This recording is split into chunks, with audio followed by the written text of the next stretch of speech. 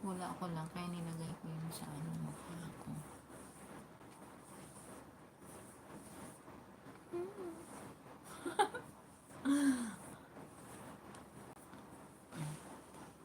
Sana ba yun?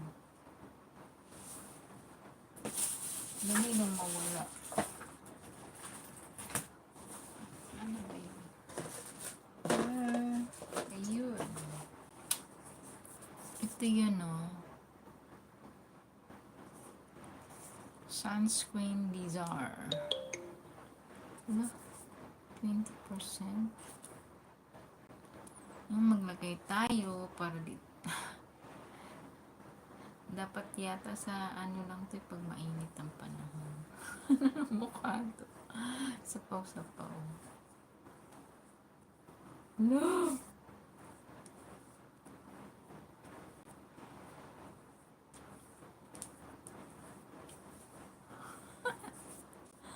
Walang magawa. Puti. Ayoko naman ng ganito. Sobrang puti. Di bagay sa ano ko. Di bagay sa aking mga skin. Kasi hindi ako maputi. Halaga, Jude. Para ka nang nandyan pa rin talaga yung pekas, no? Hindi talaga siya natatabunan. Sabi na, pag ano, concealer natatabunan. Nako, lagyan natin ng makapal. Ayaw matabunan, ha?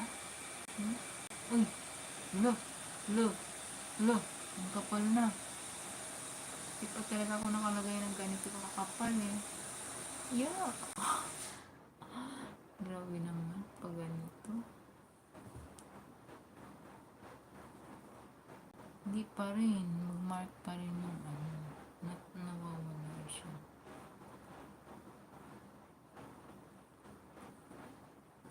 May concealer yata natabunan talaga, no? Ito, oh, klaro pa, nakikita ko pa yung ano. Oh, kumikintab lang siya. Pangit. Puti.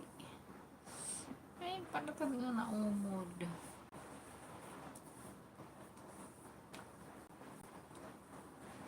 Alam niyo guys, di ako nasanay ng ganito. Bagay siguro pag may makeup. Pati ng mukha mo, di make-upan mo.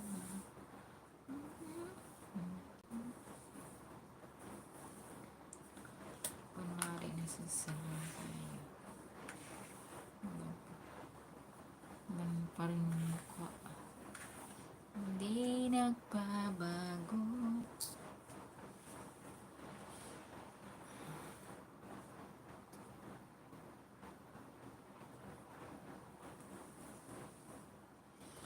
Hello, Doc Mackay. Sino to? Sino siya? Sino si Doc Mackay? Sino po kayo? Please, sino kayo, Doc Mackay? Kilala mo ba ako? O kilala ba kita?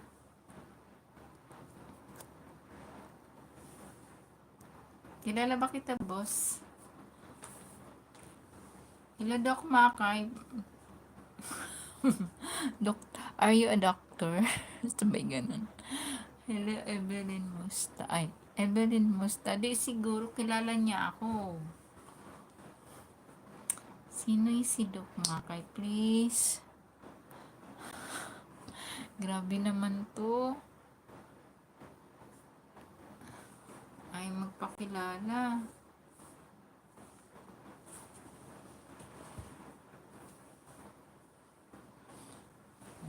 Nagtutang-tanan dito sa diskuhan. Sige na, Doc. Magpakilala ka na, Doc. Kilala ba kita? Or ngayon lang? Tinignan mo lang yung pangalan ko.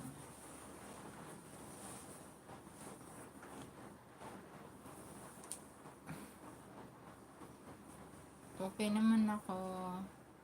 Kaya lang magpakilala naman ikaw. Ay, wala ang tao.